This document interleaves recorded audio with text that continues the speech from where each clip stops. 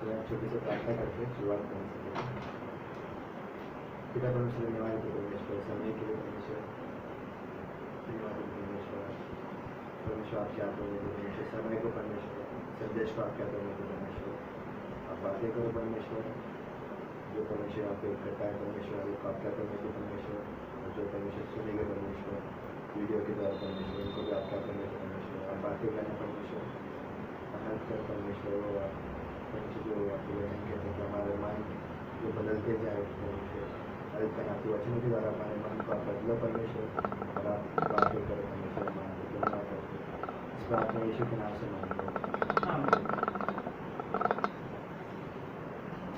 तो आज भी मैं इसके बारे में थोड़ा सा सोच रहा कि ना कि परमेश्वर की नज़र में परमेश्वर हमें कैसे देखता है ना कई बार हम इस दुनिया में लोगों को देखने का तरीका अलग होता है हम और बाहर से हम जब देखते हैं लोगों को क्या कहते हैं उस तरीके से कई बार हम ना लोगों को ये कर सकते हैं क्या कर सकते हैं अलग अलग लेकिन परमेश्वर हमें कैसे देखता है वो परमेश्वर के नज़र में सात सुबह जैसे परमेश्वर हम है ना कीमती है परमेश्वर की नज़र में तो ज़रूरी कि हम उस तरीके से देखना ना कि हम ना वो समझना कि परमेश्वर हमें कैसे देखते हैं तो इतना जो पढ़ रहा था तो मत्ती का 13 में ना दो कहानी है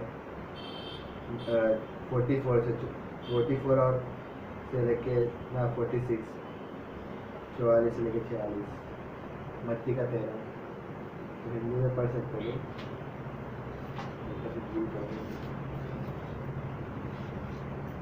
मैं पढ़ता हूँ यहाँ पे यीशु मसीह का ना यीशु मसीह और बहुत सारे ये मत्ती का 13 का होता है ना उसमें क्या बहुत सारे सिद्धांत क्या पैराबल्स दृष्टांतों में बहुत सारी बातें कर रहा है दृष्टांतों में बहुत सारी चीज़ बता रहे हैं तो यहाँ पे बोलता है कि पर ना स्वर्ग का राज खेत में छिपे हुए धन के समान है जिसे किसी मनुष्य ने पाकर छिपा दिया और आनंद के मारे जाकर अपना सब कुछ बेचकर उस खेत को मोल लिया। फिर 45 फिर स्वर्ग का राज्य इस एक व्यापारी के समान है जो अच्छे मोतियों की खोज में था। जब उसने एक बहुमूल्य मोती मिला तो उसने जाकर अपना सब कुछ बेच डाला और उसे मोल ले लिया।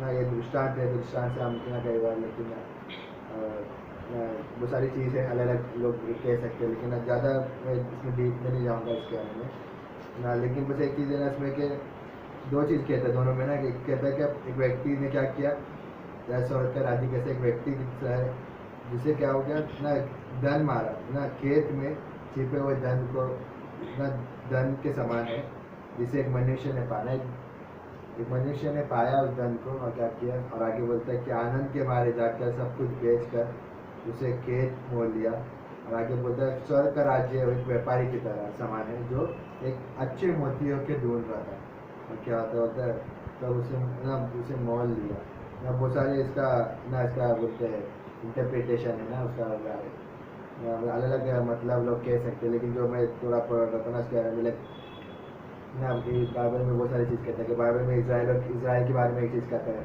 निर्गमन का 19 में कि परमेश्वर कहता है कि तुम मेरे खजाने हो तुम वो मेरा ना धन हो। निर्गमन का 19 में पढ़ेंगे तो ना वो कहता है। और अगर मोतियों के बारे में बताएगा तो बारे में बोलता है कि जन ना जेंटाइल्स ना अन्य जातियों को इस समान में दिखाया गया नदी हो ना नदी के समान ना ही किया गया है ना चित्र में दिया गया और कहता है कि वो इसलिए वो पानी का कारण दो चीज़ें एक धन दिखा है ज़मीन के अंदर और पानी के अंदर मोती है मोती पानी में मिलता है ना। एकदम बता रहा है कि परमेश्वर क्या कर रहे हैं ना एक व्यक्ति है जो क्या कर रहा है ढूंढ रहा है उसको धन मिला उस धन को छिपा लिया और उसने क्या किया उनके माने सब कुछ ये कर दिया। और आगे बोलता है कि मोतियों के समान ना और कुछ मोती मिला और क्या किया उसने सब कुछ बेच कर नहीं बता रहे कि परमेश्वर का ना आनंद कैसे ना परमेश्वर क्या कर रहा है ढूंढ रहा है और परमेश्वर कुछ मिल गया ना हमें भी कुछ मिलता है जब कुछ कीमती चीज़ हम क्या करते हैं हम बहुत अच्छे से संभाल के रखेंगे ना वो चीज़ हम बोलते ना उसको खोना नहीं चाहिए। हमको मोती डायमंड मिल गया तो क्या जाए खुश हो जाएंगे वो इसमें पता लगे वो क्या कर रहा है वो मिला और क्या कर रहा है वो व्यक्ति जाके उसको ढूंढ रहा है ना। तो इस तरीके से देखा था कि लेकिन अगर हम देखने जाएगा, अगर परमेश्वर हमें मोती कहता है, अगर हमें परमेश्वर धन कहता है, तो क्या लेकिन हम है उस तरीके से अगर देखने जाएगा तो ना। बाइबल में कहता है ना कि रोमियो का 1 और 2 पढ़ेंगे तो क्या बोलता है, हम परमेश्वर के विरोध में थे हम ना। क्या होता है, हमने परमेश्वर को महिमा नहीं दी इंसानों ने, क्या क्या परमेश्वर के ना विपरीत ना, जो परमेश्वर के विरोध में वैसे काम कर रहा था, परमेश्वर क्रोधित था लोगों के ऊपर, परमेश्वर ने छोड़ दिया ना।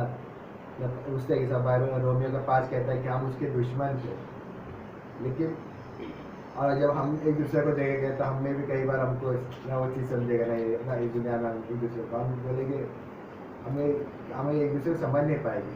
लेकिन बाइबल हमें किस तरीके से ना, परमेश्वर ना, यीशु मसीह ना, ये चित्र यीशु मसीह पे दर्शाया गया। यीशु मसीह स्वर्ग छोड़ के क्या हमारे लिए आया ना, क्या कहता है, वो बोलता है कि वो अपने मनुष्य का पुत्र खोए को ढूंढना है और उनका उद्धार करने के लिए आया ना। वो बता रहे परमेश्वर के नज़र में हम कैसे, परमेश्वर हम उस तरीके से देखते हैं, हम कीमती है। पहला तो है कि परमेश्वर ने हमें उसके स्वरूप में बनाया ना। नोआ के समय पे जब जल प्रलय हुआ, उसके बाद क्या कहता है नोआ को कि अगर कोई मनुष्य किसी मनुष्य की हत्या करेगा ना, उसके बारे में बोलता है क्यों नहीं करने देगा, क्यों, क्योंकि वो बोलता है वो उसके स्वरूप में बनाएगा, परमेश्वर के स्वरूप में। आप पापी है, गलत कर रहे हैं ना, लेकिन क्या बोलते हैं, परमेश्वर के स्वरूप में बना, परमेश्वर देखने का हम उसके स्वरूप में बने, परमेश्वर के नज़र में हम कीमती है ना, वो चीज़ है। तो बाइबल में कुछ स्टोरीज ना, कुछ कुछ व्यक्तियों के बारे में मैं सोचा था कि ना, कि परमेश्वर उस तरीके से उन स्टोरी ना, कहानियों के द्वारा बता रहे हैं कि परमेश्वर नज़र में हम कीमती है, कितने कीमती है ना।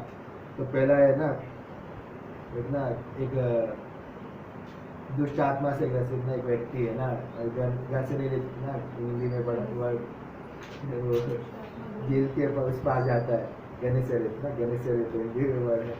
तो बोलते हैं वहाँ पे व्यक्ति है दुष्ट आत्मा से पीछे ना, और क्या करा वो, और वो इस तरीके से ना कि मतलब उसको छोड़ दिए, वो व्यक्ति इतना मजबूत ना, इतना मजबूत है कि उसको चेन से बांधा नहीं जा पा रहा है, और वो अपने आप को हार्म कर रहा है, और उसको एक गुफा में छोड़ दिया गया ना। और क्या कर रहे हैं, लेकिन यीशु मसीह क्या कर रहा है, अपने शिष्यों के साथ उस जगह पर जाते हैं और उसको क्या कर रहे हैं, सुना रहे हैं उनको, क्या कर रहे हैं, उसको उसका चाहे ना छुटकारा दिया उसको।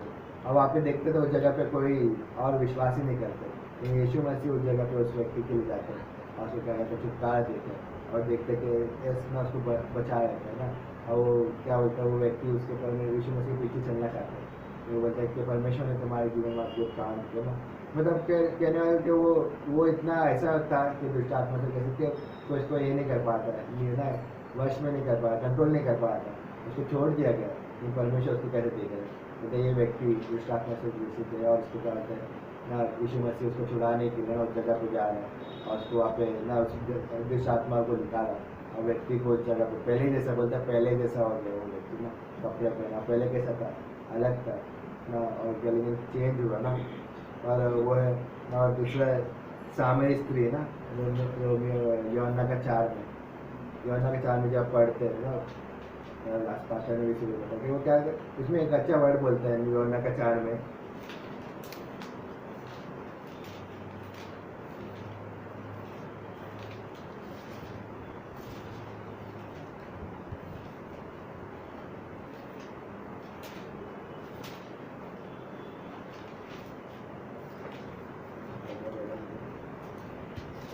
यूहन्ना का 4 में वचन 4 में बोलता है कि बोलता है यीशु मसीह जा रहा है यहूदा की तरफ, गलील की तरफ जा रहा है, और उसमें बोलता है कि वो हम क्या हिंदी में क्या लिखे और उसको सामरिया से होकर जाना अवश्य था।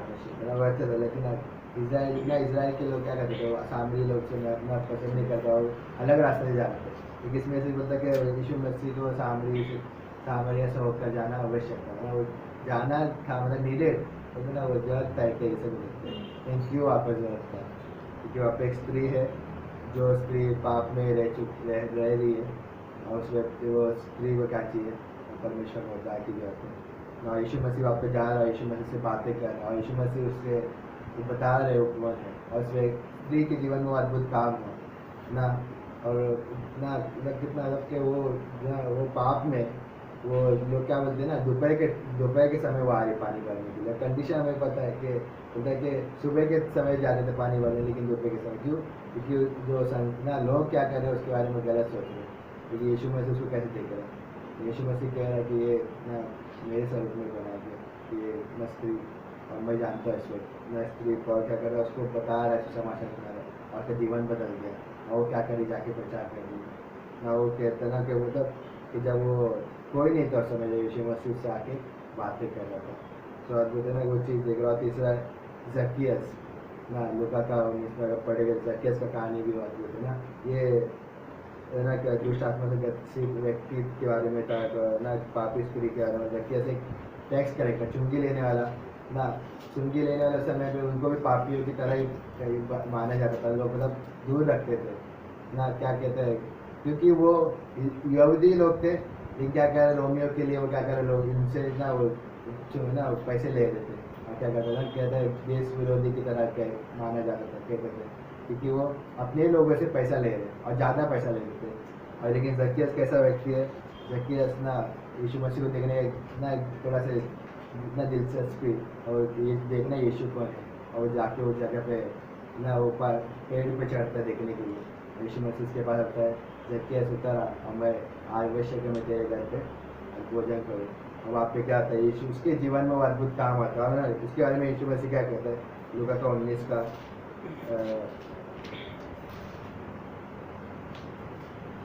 9 वचन 9 और 10 दोनों पढ़ सकते हैं। तब यीशु ने उससे कहा, आज इस घर में उद्धार आया है, इसलिए कि यह भी अब्राहम का एक पुत्र है। क्योंकि मनुष्य का पुत्र खोए हुए को ढूंढने और उनका उद्धार करने आया है। यीशु मसीह से कह रहे हो पर अब्राहम का पुत्र है ना। और बोलता है इसके घर में उद्धार आया ना। बोलता है ना कि मनुष्य का पुत्र क्या खोए तो ढूंढने और उनका उद्धार करने के लिए नई चीज़ ना। क्या एक मैं पढ़ रहा था सुन रहा था संदेश और वो कहता है ना इसमें जब यीशु मसीह इसके घर पे जा रहा है तो लोग एक चीज़ कहते हैं लोग ना आपस में बातें करते हैं। बोलता है 7वें वचन में बोलता है अरे ये तो पापी के घर पे जा रहा है। एक मैं ना गैस बन के वो वचन पढ़ सकते 7वां वचन। यह देखकर सब लोग कुड़कुड़ाकर कहने लगे, वह तो एक पापी मनुष्य के यहाँ जा उतरा है। ना वैसे देख के लोग देख रहे कि यीशु मसीह उसके घर पे जा रहा है। लोग नॉर्मल है ना कुड़कुड़ा रहे हैं अरे इधर किसके घर पे आ रहा है पापी के घर पे जा रहे हैं। लेकिन परमेश्वर उसको क्या देखते हैं ये पर अब्राहम का पुत्र है ना। अब्राहम का संतान है और वो उद्धार हो गया उसका बीच में ना। तो मतलब दो चीज़ होता है जब हम किसी को अगर देखते कि वो ना गलत चीज़ों में दो चीज़ हो सकता है। एक हम उसका न्याय करें जज करा रही है व्यक्ति ऐसा कर रहा है ना ऐसा है या फिर अनदेखा करें जान दो फर्क नहीं पड़ता उस कुछ भी करने को मुझे क्या लेना है। संसार में ऐसी हो रहा है कोई जज करते बेचारे ये व्यक्ति ऐसा या फिर जान दो। लेकिन यीशु मसीह का कैसा है वैसा नहीं ना। वो हमें न्याय कर रहा है नहीं हमें अनदेखा कर रहा है। वो क्या कर रहा है वो समझ रहा है कि हम कौन है और उस तरीके से हमारे कीमत को समझ रहे कि हम कौन है और क्या कर रहे हैं हमारे लिए कुछ अद्भुत काम कर रहे हैं। तो जक्कियस के लिए आया और जक्कियस का क्या होगा जीवन बदल गया ना। उसे तो ना उसके आसपास के लोग से पापी कह रहे तो उसके घर पे जाता नहीं रहेगा। वो चीज़ के ना मतलब उसको उस तरीके से नहीं मिल सकते। यीशु मसीह ने उस प्रेम दिखाया और उससे उसका जीवन बदल दिया। तो वो अद्भुत है ना कि ये चीज़ देख रहे कि ना कि दिनों ना यीशु मसीह जा रहा है उस व्यक्ति के बारे में ना। ये बाइबल में अगर ये सुसमाचार की किताब में देखते अलग अलग जगह पे यीशु मसीह का ना एक 1 to 1 बोलते ना एक के साथ एक बातचीत देखते कई बार परमेश्वर यीशु मसीह कर रहे हैं और कहना उसका देखिए परमेश्वर हर एक व्यक्ति को चिंता करता है। हम उस तरीके से देखते हैं कि हम वो ना वो मोती की तरह हम उस खजाने की तरह वो हर एक चीज़ कर रहे हैं। वो जा रहे हैं दूर दूर ट्रैवल कर रहे हैं ना। जैसे इसराइलों के बारे में इसराइल पाप में थे लेकिन परमेश्वर नीति वचन गिनती का किताब में कहता है किसमें कि इसमें कोई बुराई नहीं देख पा रहा ना। क्योंकि वो उसका नज़र कैसा वो उसके लिए वो धन के समान है और धन देख रहा है उसको ना। और लूका का 15 में प्रोडिगल का स्टोरी ना वो डाव की तरह का स्टोरी लगता है।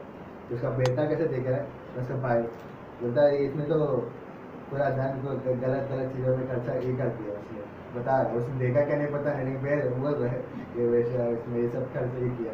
इसका बेटा कह रहा है वो खोया था भाई खोया हुआ था मरा हुआ था वो वापस आ गया जीवित है। उस तरीके से देख रहा है ना। वो बता रहे पिता का प्रेम पिता हमको कैसे देखता है हमारे एक्शन के दौरान नहीं हम कैसे हम कहाँ करें क्या करें इनके अगर आपसे प्रेम है ना। रोमियो का 5 अद्भुत है ना कि बोलता है कि हम पाप में थे हम पापी थे कि परमेश्वर ने हमसे प्रेम किया हम उसके दुश्मन थे ना। लेकिन परमेश्वर हमको देख रहा है उस तरीके से कि हम कौन है और क्या कर रहे हैं कि हम कीमती है परमेश्वर के नज़र में ना। हम परमेश्वर के नज़र में उस सोने के समान है उस मोती के समान है। बोलता है कि हर एक चीज़ छोड़कर वो आया।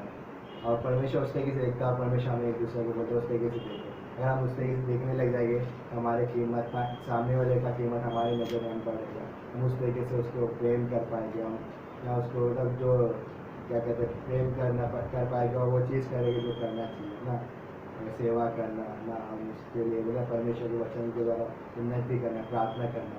तो क्या होगा, हम जो उसकी कीमत नहीं समझेंगे तो क्या होगा, हम क्या कहते हैं लहू से इतना खरीदे हुए विश्वासी है ना, अच्छा वचन के हम कीमती है परमेश्वर के नजर में ना।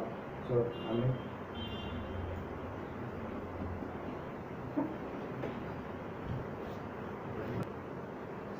करते हैं।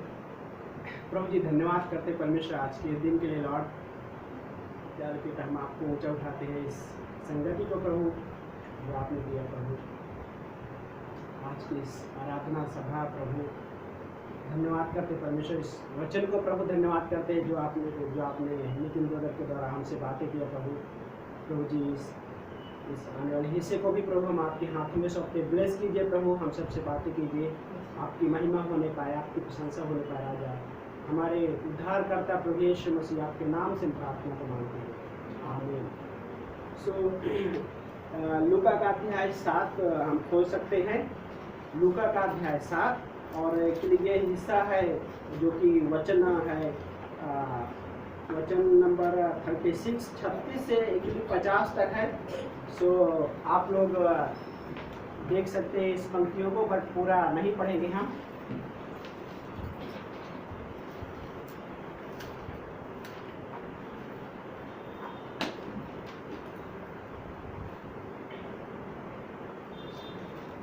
इसमें से कुछ हिस्सा पढ़ूंगा मैं।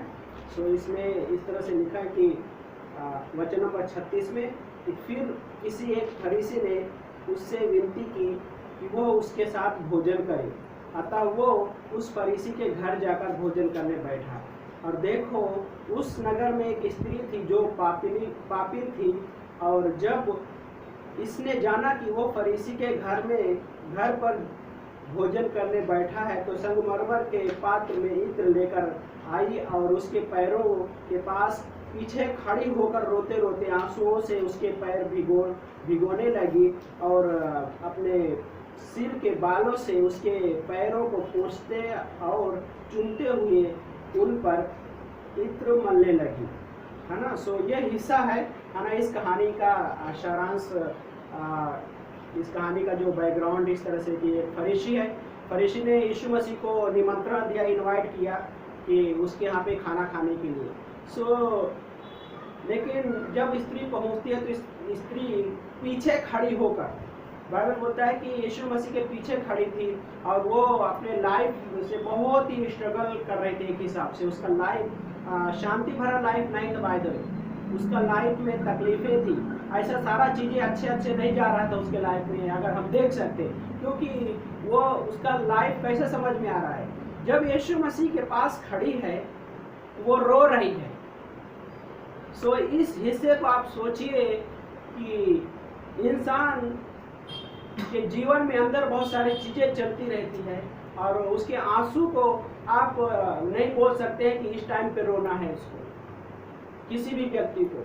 जब वो अपने मन में वो सोचता है उन चीज़ों को तो उसके आंसू वो रोक नहीं पाता है, और इस स्त्री का लाइफ ऐसा ही था। सो यहाँ पे दो कैरेक्टर है, एक फरीसी है, दूसरा पापनी स्त्री है, लेकिन तीसरा थर्ड पर्सन वो है प्रभु यीशु मसीह। सो एक ने इनवाइट किया और दूसरा बिना इनवाइट किए हुए आया। यीशु मसीह निमंत्रण के द्वारा आए, लेकिन पापनी स्त्री थी जो बिना निमंत्रण के आई, उसको कोई इनविटेशन नहीं मिला था। सो लेकिन जब वो आई तो बाइबल क्या बोलता है कि वो यीशु मसीह के पास इस पीछे खड़े होकर रोते रोते क्या कि उसके पैरों को भिगोने लगी, और बाइबल कहता है कि उसके पैरों को उसने भिगोया और अपने बालों से उसके पैरों को पोंछा उसने।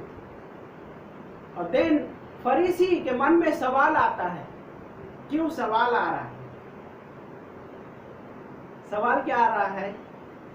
आगे इस पैसेज में लिखा है, वहां पे वचन नंबर 39 में लिखा है कि तब उस फरीसी ने जिसने यीशु को आमंत्रित किया था, यह सब देखकर अपने मन में कहा, यदि यह मनुष्य नबी होता तो जान जाता कि वो स्त्री जो उसे छू रही है कौन है और कैसी है, अर्थात वो तो पापनी है।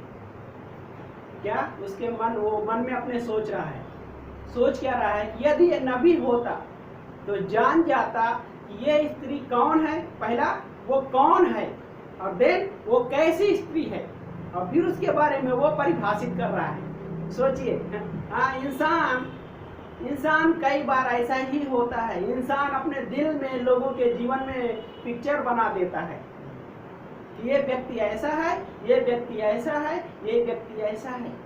लेकिन परमेश्वर उसको किस नजर से देखता है, जैसे नितिन ब्रदर का मैसेज था कि परमेश्वर किस नजर से देखता है। यहाँ पे उस व्यक्ति ने क्या कहा, परिभाषित कैसे किया कि वो पापनी है, पापिन स्त्री है ना। सत्यन यीशु मसीह उस कहानी में एक हिस्सा बोलते, कहानी में उससे प्रश्न पूछते यीशु मसीह फरीसी से, बोलते हैं कि दो व्यक्ति थे और दो व्यक्ति किसी एक मालिक के कर्जदार थे। और उस कहानी में बोलता है कि किसी महाजन के दो कर्जदार थे और एक 500 दिनार कर्ज था और दूसरे का 50, है ना।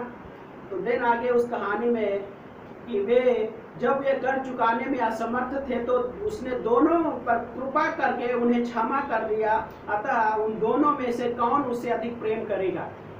यीशु मसीह ने उस फरीसी से प्रश्न पूछा कि उस दोनों में से कौन ज्यादा प्रेम करेगा, जिसका 500 दिनार था या जिसका 50 दिनार था।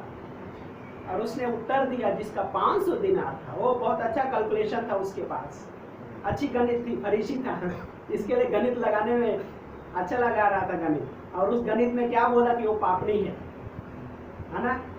लेकिन यीशु मसीह का गणित कुछ और ही है। और इस कहानी में हम देखते हैं कि यीशु मसीह उससे पूछता है कि मैं तेरे घर पे आया, तूने मेरे लिए पैर धोने के लिए पानी भी नहीं दिया, हाँ, लेकिन ये अपने आंसुओं से मेरे पैरों को धोया, है ना। आज के जैसे वहाँ पे रास्ता नहीं थी, हम सबको पता है कि आज से, है ना, जब यीशु मसीह के समय में जब इस धरती पे इतनी अच्छी सड़कें नहीं थी आज के जैसा, है ना। जब चल के जाना है तो पैर गंदे होते थे। उस समय आज के जैसे शूज और सॉक्स लोग पहन के नहीं पहुंच जाते थे, सैंडल होती थी, चप्पल होती थी, पूरे पैर गंदे होते थे, है ना। लेकिन यहाँ पे प्रभु यीशु मसीह ने कहा, हे शमौन, मुझे तुझसे कुछ कहना है। जब मैं तेरे घर पे आया था तूने मुझे एक लोटा पानी भी नहीं दिया, एक बर्तन में पानी भी नहीं दिया कि मैं पैर धो सकूं, या तूने, भाई बोलता है कि तूने, इसने ये जब से आई है मेरे पैरों पे अपने आंसुओं से धोया मेरे पैरों को, और अपने बालों से पोंछा और चूमे जा रही है। पता है एक चीज हुआ, यीशु मसीह एक नबी है। और ये था उस समय कि जब कोई ऐसा नबी आता है तो वहाँ पे बहुत सारे लोग सुन सकते थे, सुनने के लिए इकट्ठा हो सकते थे। और ऐसा ही माहौल था, इसलिए स्त्री को इन्विटेशन की जरूरत नहीं पड़ी, है ना। यहाँ पे भी अगर देखा जाए उल्वे में या मुंबई में किसी कोने में ऐसा कुछ हो और ओपन हो, एक ही साथ ओपन भी कहा जाए, या अगर कुछ ऐसा भी ओपन नहीं कि फिर भी लोग वहाँ पे इकट्ठा होकर देखने के लिए उत्सुक होते हैं और इकट्ठा भी होते हैं।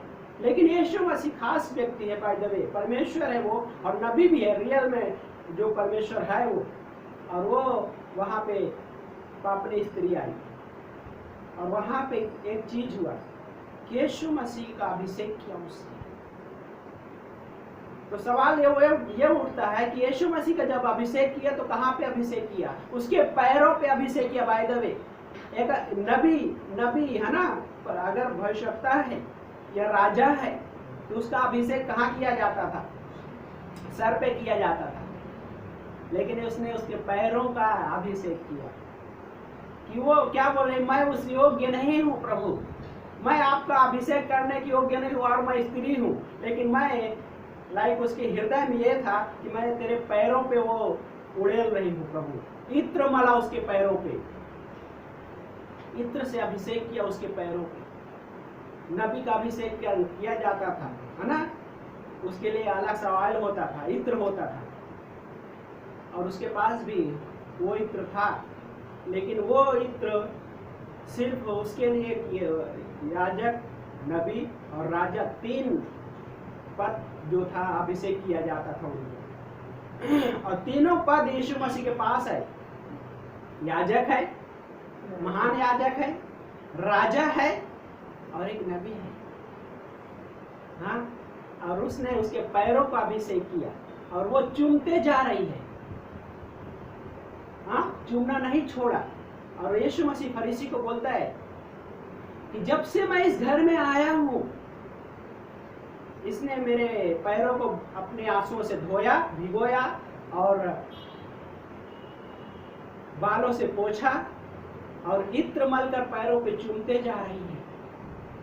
तो कुछ हिस्सा है, मैं जब सोच रहा था इसके बारे में, है ना, जो आंसुओं से धोना और बालों से पोंछना, ये विश्वासी की एक सेवकाई का पिक्चर, तस्वीर है। हर एक विश्वासी जो परमेश्वर की सेवा करता है उसका एक तस्वीर है। और देन उसके बाद क्या किया वो कि उसके पैरों को चूम रही है, और ये एक आराधना का एक तस्वीर है। जब एक विश्वासी परमेश्वर के पास आता है तो उस हृदय से आता है, सेवा करने के हृदय से और आराधना के हृदय से आता है। और ये बहुत इंपॉर्टेंट है हर एक मसीही के लाइफ में। जब वो स्त्री आई वहां पे तो उस आराधना करने के हृदय से आई वो, और वो क्षमा ग्रहण करने के हृदय से आई। और हम भी परमेश्वर के भवन में जब आते हैं तो क्षमा ग्रहण करने के हृदय से आते हैं, आराधना करने के हृदय से आते हैं, परमेश्वर के वचन को स्वीकार करने के हृदय से आते हैं, है ना। एक व्यक्ति है जो उसके उद्धार को नहीं समझ पाया, लेकिन एक है जो उसे उद्धार की जरूरत है, उसके अनुग्रह को समझ पा रही है। वहां पे अनुग्रह उसके हृदय में कहाँ बात कर रहा है, और वो है स्त्री जो यहाँ पे समौन ने उसका टाइटल दिया, पापी स्त्री थी, लेकिन यीशु मसीह ने टाइटल नहीं दिया उसका। यीशु मसीह ने उसको टाइटल क्या दिया आगे, वचन नंबर 50 में है ना, उसी अध्याय में वचन नंबर 50 में है। वहां पे यीशु मसीह एक्चुअली, हाँ, वचन नंबर 48 में पढ़ते हैं। 48 में बोलता है कि उसने स्त्री से कहा, तेरे पाप क्षमा कर दिए गए हैं। हाँ, तेरे पाप क्षमा कर दिए गए हैं, फॉरगिवन। ये प्रभु यीशु मसीह का टाइटल है, पवित्र कर दी गई, तो क्षमा कर दी गई है। और देन आगे क्या बोलते हैं कि तब वे जो लोग उसके साथ भोजन करने बैठे थे अपने अपने मन में कहने लगे, यह मनुष्य कौन है जो पापों को क्षमा करता है।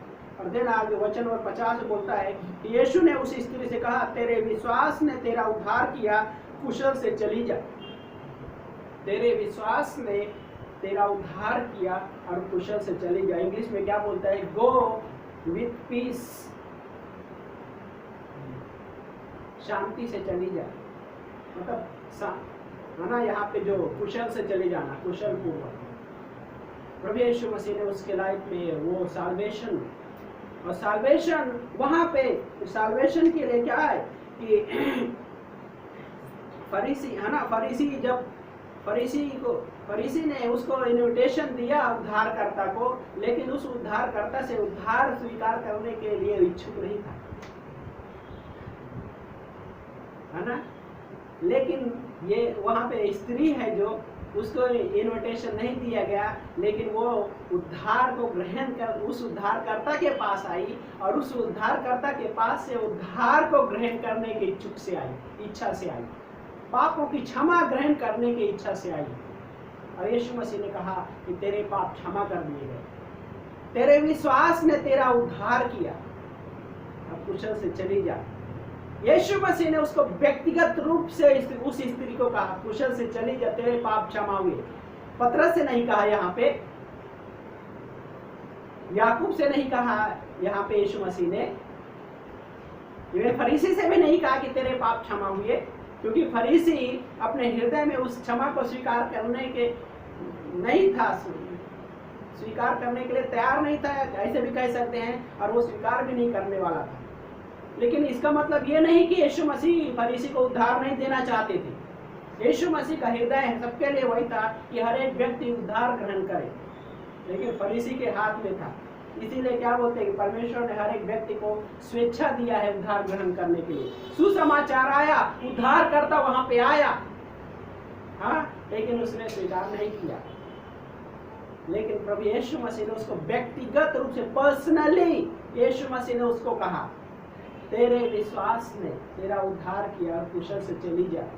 वहां पे वो सेवियर है जो उद्धार का आश्योरेंस दे रहा है, निश्चयता उद्धार का दे रहा है, और उसके साथ साथ में वो अनुग्रह दे रहा उसके लाइफ में, क्योंकि अनुग्रह और सच्चाई यूहन्ना का 1:14 के अनुसार अनुग्रह सच्चाई यीशु मसीह के द्वारा आया। जब एक विश्वासी के लाइफ में, विश्वासी ये कह सकते हैं या अभी तक अविश्वासी भी है, लेकिन उस उद्धार को स्वीकार करता है, तो परमेश्वर उसके लाइफ में 2 चीजें देता है। एक सेवकाई का हृदय देता है सेवा के लिए, और दूसरा आराधना के लिए, क्योंकि ये बहुत इंपॉर्टेंट है। यदि कोई भी व्यक्ति, कोई भी मसीही अगर उसके हृदय में परमेश्वर की आराधना के लिए हृदय नहीं है, तो परमेश्वर को कैसा महिमा करेगा वो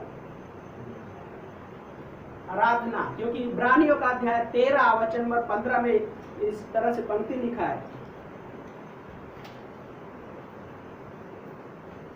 13 अध्याय इब्रानियों का वचन नंबर 15 इस तरह से लिखा है कि अतः हम यीशु के द्वारा स्तुति रूपी बलिदान परमेश्वर को सर्वदा चढ़ाया करें। स्तुति रूपी बलिदान परमेश्वर को सर्वदा चढ़ाया करें, अर्थात उन होठों का फल जो उसके नाम का अंगीकार करते हैं। होठों का फल है ना, उसने क्या किया, यीशु मसीह के पैरों को चूमती रही, और वो रियल में एक हिसाब से वो आराधना का तस्वीर है। आराधना, होठों से आराधना है ना। स्तुति रूप बलिदान कहाँ से निकलेगा? इन होठों से, इस मुंह से, इस परमेश्वर की आराधना है ना। इसलिए तो हम आराधना करते हैं, और सबसे बड़ी आराधना परमेश्वर के वचन को पढ़ना, परमेश्वर के वचन को अध्ययन करना। इसलिए तो परमेश्वर, धन्यवाद परमेश्वर का कि परमेश्वर ने हमारे ग्रेटर गेस्ट कलीसिया में बाइबल कॉलेज रखा है। हम चर्च में सुनते हैं, छोटे फेलोशिप में सुनते हैं, हम बाइबल क्लास में भी सुनते हैं। वचन को हम गहराई तरीके से सीखते हैं, क्योंकि परमेश्वर की आराधना करना है हमें, है ना। उस फरीसी के अनुसार नहीं, लेकिन हम उस तरीके से आते हैं, पापी के तौर पे आते हैं, क्योंकि यीशु मसीह भले चंगों के लिए नहीं आया, यीशु मसीह पापियों के लिए आया, बीमारों के लिए आए। जो यूहन्ना 19:20 में क्या बोलता है, वो पापियों के लिए आया। और यीशु मसीह उस स्त्री के लाइफ में अद्भुत साल्वेशन दिया, इवन साल्वेशन का एश्योरेंस भी दिया, है ना। पूरी तरीके से फुल एश्योरेंस दिया। क्या बोलता है, तेरे विश्वास ने तेरा उद्धार किया, हाँ, तेरे विश्वास ने तेरा उद्धार किया, अब कुशल से चली जा। वहाँ पे उद्धार करता स्वयं यीशु मसीह ने कहा, है ना। सोचो, कई बार ऐसा हो सकता है कि हम किसी पर्सन से, बाय द वे, जब पुराने नियम में क्या नाम था वो कोढ़ी जो एलिशा के पास आया, नामान जब एलिया के पास, है ना, एलिशा के पास आता है, एक छोटी सी बच्ची बोलती है कि अगर मेरा स्वामी उस परमेश्वर के दास के पास जाता तो चंगाई दे देता। लेकिन जब वो वहां पे पहुंचा तो एलिशा ने कहा कि जाके यरदन नदी में 7 बार डुबकी लगा ले, तेरा कोढ़ दूर हो जाएगा। लेकिन वो क्या सोचा, आके मुझे शायद हाथ से छुएगा, हाथ से टच करेगा, मेरे को कुछ शब्द कहेगा। लेकिन वो किसी के द्वारा क्या बोलता है कि जाके कह देना यरदन में डुबकी लगाना। उसके मन में ये शब्द आया कि अरे मेरे पास आके कुछ भी मुझसे कुछ कहा भी नहीं, एक शब्द भी नहीं कहा, हाँ। और इवन मुझे कहीं छूता था कि वो भी कुछ नहीं किया, है ना। लेकिन वहां पे सोचिए, इस सेंटेंस को सोचिए, प्रभु यीशु मसीह के द्वारा वो सुन पाई। कितना महत्वपूर्ण वो हिस्सा है कि पर्सनल प्रभु यीशु मसीह हर एक के जीवन से बातें करता है, व्यक्तिगत रूप से। और उस स्त्री से वही प्रभु यीशु मसीह ने बातें किया और उसको एश्योरेंस दिया। और बाइबल के अनुसार इसीलिए क्या बोलता है, हर एक उस व्यक्ति को जब वो उद्धार ग्रहण करता है, जब वो परमेश्वर के साथ चलने लगता है, तो परमेश्वर अपने वचनों के द्वारा एश्योरेंस देता है कि मैं परमेश्वर हूँ। परमेश्वर उसके बारे में बताता है कि हाँ, मैं ही वो परमेश्वर हूँ। और यहाँ पे प्रभु यीशु मसीह ने वही उसकी लाइफ में किया, है ना। और वो आराधना कर रही थी, लेकिन फरीसी को क्या बोला, तुमने तो मुझे एक चुम्मा भी नहीं दिया। चुम्मा देना मीन्स बहुत ऑनर का हिस्सा होता है, बहुत आदर का। पैर धोना ठीक है, हाँ, पैर धोने के लिए स्वागत करते हैं तो जो यस वो भी एक आदर का हिस्सा है, लेकिन एक चुम्मा देना एक इस तरीके से वो एक बहुत आदर का हिस्सा होता था। और उसने उस मसीहा का, उस उद्धारकर्ता को उस आदर के हृदय से देखा। और हम भी परमेश्वर को अपने हृदय में वो आदर, वो स्थान रखते हैं परमेश्वर के लिए, है ना। रेवरेंस, है ना। बहुत सारे लोग रेवरेंट शब्द लगाते, टाइटल लगाते हैं, लेकिन रेवरेंट कुछ लोग इस वीडियो में देखते रहेंगे, रेवरेंट सिर्फ परमेश्वर के लिए ही इस्तेमाल हो सकता है, किसी इंसान के लिए नहीं। लेकिन क्योंकि रेवरेंट का मतलब ये है कि आदर के योग्य सिर्फ परमेश्वर है, सिर्फ प्रभु यीशु मसीह है।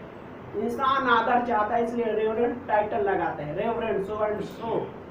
लेकिन बाइबल कहता है कि परमेश्वर को छोड़ कोई उस आदर के योग्य नहीं है।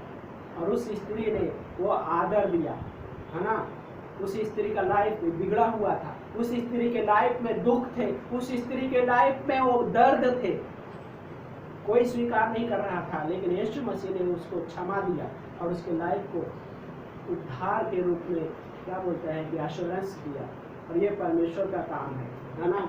और है ना, क्या बोल और लास्ट में क्या बोलते हैं कि उस हिस्से में कि कुशल से चली जा। कुशल से चली जाने का मतलब प्रभु यीशु मसीह ने क्या बोलता है कि सिर्फ आशीष ही देकर नहीं उसको किया, बल्कि उसके हृदय में एक शांति, पीस, है ना, पीस, शांति भरे हुए शब्द प्रभु यीशु मसीह ने कहा। सैल्वेशन देने के बाद प्रभु यीशु मसीह ने शांति भरे हुए शब्द कहा, वचन कहे, और वो स्त्री के लाइफ को बदल दिया, है ना। पहला सैल्वेशन, है ना, देन शांति भरे वचन वो दिया। और जब हम एक विश्वासी परमेश्वर के पास इस हृदय से आता है, कौन सा हृदय से, उस सेवा की हृदय से, उस आराधना के हृदय से आता है, उस वचन को पढ़ने के लिए या परमेश्वर सुनने के लिए, तब परमेश्वर उसके हृदय में यही चीज करता है ना। एक एश्योरेंस देता है, और एश्योरेंस अलग अलग प्रकार से हो सकता है। सेटिस्फाई वाला एश्योरेंस हो सकता है ना। बहुत सारी चीजों से हम गुजरते रहते हैं, उन चीजों से गुजरने के साथ साथ में परमेश्वर हमको उन चीजों छुटकारा का एश्योरेंस देता है। बाय द वे, छुटकारा, डिलीवरेंस का एश्योरेंस देता है यीशु मसीह, है ना। और क्योंकि वो सिर्फ डिलीवरेंस से नहीं, बल्कि उसके साथ साथ यीशु मसीह और भी देना चाहता है, अपने शांति भरे वचन देता है और प्रॉमिस देता है। और इस स्त्री का लाइफ, समौन ने टाइटल दिया, पापिन थी, लेकिन यीशु मसीह ने उसको क्या दिया, क्षमा दिया। ये फर्क है। इंसान के लिए एक टाइटल देता है, लेकिन परमेश्वर एक इंसान के लिए टाइटल देता है कि तुम्हारे पाप क्षमा हो गए और तुम मेरे बेटे या बेटी हो गए हो। ये परमेश्वर में फर्क है, क्योंकि परमेश्वर हमारे जीवन से दिलचस्पी रखता है। कितना भी हम तकलीफ में क्यों ना हो, इस स्त्री के जैसे हमारा लाइफ कितना भी तकलीफ में क्यों ना हो, कितने भी परिस्थितियां क्यों ना हो, सरकमस्टांसेस जितना भी क्यों खराब क्यों ना होने दो, परमेश्वर के पास वो सारी चीजों का हल है। क्योंकि वो परमेश्वर सारे सृष्टि का सृष्टि करता है। परमेश्वर हमारे प्राण को बनाया, हमारे आत्मा को भी बनाया, हमारे इस बॉडी को भी बनाया, लेकिन हमारे अंदर वो अपना प्रेम डालना चाहता है अपने वचनों के द्वारा, अपने पवित्र आत्मा के द्वारा। और इस वीडियो में जो कोई सुन रहे हैं मैं भी, लेकिन यीशु मसीह आज आपसे पुकारना चाहता है, आपसे बातें करना चाहता है पर्सनली। वैसे ही जिस प्रकार इस स्त्री को यीशु मसीह ने कहा कि तेरे पाप क्षमा हुए, तेरे विश्वास ने तेरा उद्धार किया, कुशल से चली जा। आज यीशु मसीह आपसे भी यही चीजें कहना चाहते हैं पर्सनली, व्यक्तिगत रूप से। इंसान आपको टाइटल देता रहेगा, लेकिन परमेश्वर आपको बोलता है तुम्हारे विश्वास ने तुम्हारा उद्धार किया, कुशल से चले जाओ, कुशल से रहो। यीशु मसीह ये टाइटल देना चाहते हैं आपके लाइफ में, और वो टाइटल साधारण नहीं, क्योंकि सोचिए इस ब्रह्मांड, इस सृष्टि का सृष्टिकर्ता परमेश्वर आपसे बातें करना चाहता है, और वो बातें ये है, यीशु मसीह बोलता है कुशल से रहो।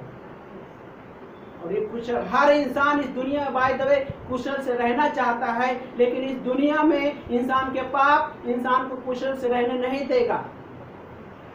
इंसान के वो हालाते हैं जो शैतान की ओर से होते हैं, कुशल से रहने नहीं देता है, लेकिन परमेश्वर हमें कुशलता का जीवन देता है, क्योंकि वो परमेश्वर हमारे जीवन से बहुत इंटरेस्टेड है। वो चाहता है कि हम उस परमेश्वर के उन दिए हुए प्रॉमिस, उन दिए हुए वचनों को, परमेश्वर के हम स्वीकार करें, उस क्षमा को हम स्वीकार करें।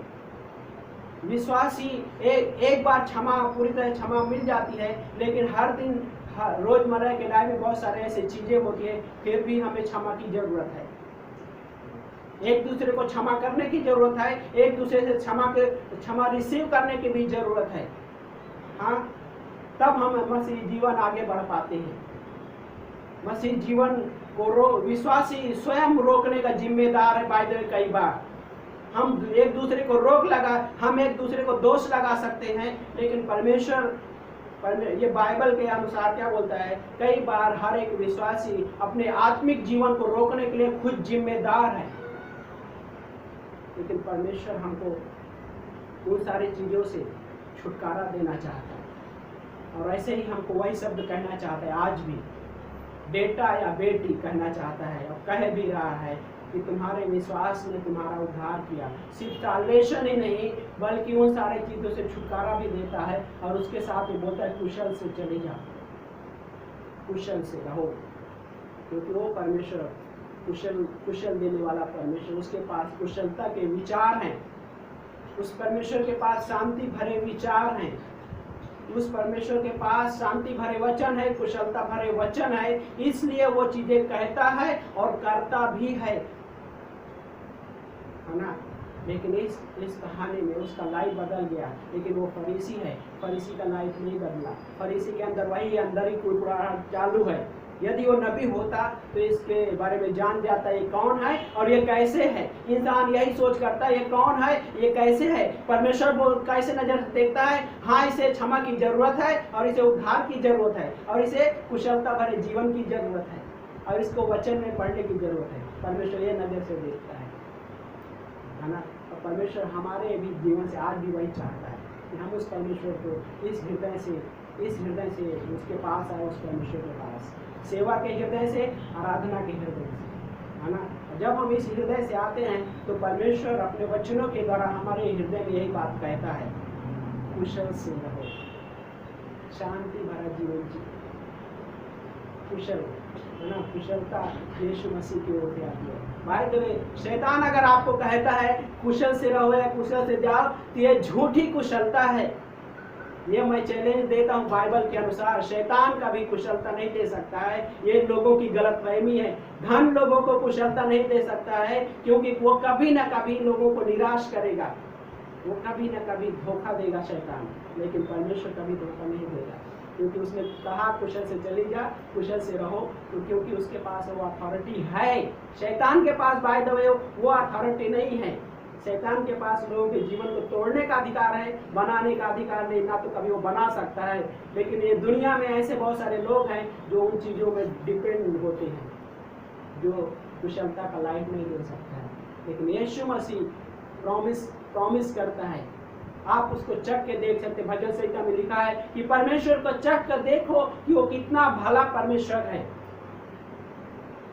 उसकी भलाई आज भी इस पृथ्वी पे है और रहेगी, क्योंकि वो परमेश्वर हर एक इंसान का भलाई चाहता है। इसलिए तो इस दुनिया में वो आया, इसलिए तो उस फरीसी घर में आया, लेकिन फरीसी ने स्वीकार नहीं किया। लेकिन वहां पे एक व्यक्ति है, वो स्त्री है जो पापों से क्षमा स्वीकार करने वाली है। वो स्त्री है जो उद्धार को ग्रहण करने वाली है। वो स्त्री है जो ज्यादा अधिक प्रेम को स्वीकार करेगी। और वो फरीसी ने भी बोला कि जिसके ज्यादा कर्ज माफ हुए वो ज्यादा प्रेम करेगा। यस, उसको कैलकुलेशन पता था, लेकिन सच्चाई यही है कि वो उसके प्रेम को स्वीकार किया और उस प्रेम में आगे बढ़ी है। और परमेश्वर हमारे भी जीवन में यही चीजें करना चाहता है आज भी। और हम परमेश्वर के पास इस दो पॉइंट के अनुसार इस तरह से आते हैं। एक सेवा के हृदय से आना और दूसरा स्तुति आराधना के हृदय से आना। आमीन। आइए प्रार्थना करते हैं। प्रभु जी धन्यवाद करते परमेश्वर, आपकी महिमा प्रशंसा करते हैं लॉर्ड, इस दिन के लिए, इस समय के लिए लॉर्ड जो आपने दिया प्रभु। प्रभु जी ब्लेस कीजिए प्रभु हर एक व्यक्ति के जीवन को परमेश्वर। यस, राजाओं के राजा प्रभु, हो सकता है आज ऐसा कोई व्यक्ति होगा प्रभु जिसे यही कुशलता की जरूरत होगी प्रभु। आज इस वीडियो को भी सुनने वाले ऐसे कोई व्यक्ति हो सकते हैं जिसे प्रभु वही कुशलता की जरूरत होगी प्रभु आज। हाँ परमेश्वर, हमारी प्रार्थना है प्रभु कि आप अपने वचनों के द्वारा, आप अपने प्रेम के द्वारा उनके जीवन में कुशलता दो प्रभु। आपके उस सुसमाचार के द्वारा उनके जीवन में कुशलता दो प्रभु यीशु मसीह। धन्यवाद करते हैं। हो सकता है इस स्त्री के जैसा ऐसे बहुत सारा बिगड़ा हुआ हिस्सा हो सकता है, लेकिन यीशु मसीह आपके पास वो सारा चीजों को जोड़ने के लिए प्रभु यीशु मसीह सामर्थ है परमेश्वर। इस प्रभु हम देखते हैं कि इस महासंकट का समय में बहुत सारे लोगों का लाइफ बिगड़ा हुआ है परमेश्वर, लेकिन यीशु मसीह आपके पास उनके जीवन को जोड़ने के लिए सामर्थ्य है प्रभु। आपके प्रेम के द्वारा, आपके वचनों के द्वारा, आपके उस शुभ संदेश के द्वारा प्रभु धन्यवाद करते हैं परमेश्वर। ब्लेस कीजिए प्रभु हर एक के जीवन को प्रभु। यस लॉर्ड, यदि आप इस वीडियो को देख रहे हैं, यदि आपने अभी तक प्रभु यीशु मसीह को उद्धारकर्ता के रूप में नहीं स्वीकारे, पापों से क्षमा नहीं ग्रहण किए हैं, तो आपके लिए अद्भुत मौका प्रभु दे रहा है। आप अपने हृदय में ये मेरे साथ छोटी सी प्रार्थना कर सकते हैं। प्रभु यीशु, मैं आपको अपना उद्धारकर्ता के रूप में स्वीकारता हूँ या स्वीकारती हूँ। प्रभु यीशु, मैं आपके नाम में विश्वास करता हूँ। प्रभु यीशु, मैं अपने पापों से क्षमा मांगता हूँ या क्षमा मांगती हूँ। यदि आपने ये सेंटेंस अपने हृदय में जहाँ कहीं भी किए हैं, तो प्रभु यीशु मसीह आपके जीवन में वो प्रेम डालना, उड़ेलना चाहता है। आपके जीवन में चंगाई उड़ेलना चाहता है, क्योंकि वो इस सृष्टि का सृष्टिकर्ता परमेश्वर आपको उसने बनाया है अपने स्वरूप में। ये उसका वादा है। धन्यवाद करते परमेश्वर। यदि आपने पहली बार प्रार्थना की है कि यीशु मैं आपको स्वीकार करता हूँ, यीशु मैं आपके नाम में विश्वास करता हूँ, तो बाइबल आपको ये गारंटी देता है कि यीशु मसीह ने आपके सारे पाप क्षमा किए हैं। धन्यवाद करते हैं परमेश्वर। प्रभु जी आपको हम ऊंचा उठाते हैं परमेश्वर। यदि किसी आज इस समय कोई भी ऐसा व्यक्ति है जिसे चंगाई की जरूरत है, जहाँ कहीं भी है, जिस हालत में है, जो भी इस समय चंगाई की जरूरत है, आप प्रभु यीशु मसीह को पुकार सकते। प्रभु मेरे उस हिस्से को चंगा करना परमेश्वर। प्रभु यीशु मसीह आज भी चंगा करता है, क्योंकि वो परमेश्वर कल, आज और युगानुयुग एक जैसा परमेश्वर, कभी ना बदलने वाला परमेश्वर आज भी चंगाई देता है। धन्यवाद करते हैं परमेश्वर, आपकी महिमा प्रशंसा होने पाए। यस लॉर्ड, धन्यवाद के साथ इस प्रार्थना को प्रभु यीशु मसीह के नाम से मांगते हैं। आमीन।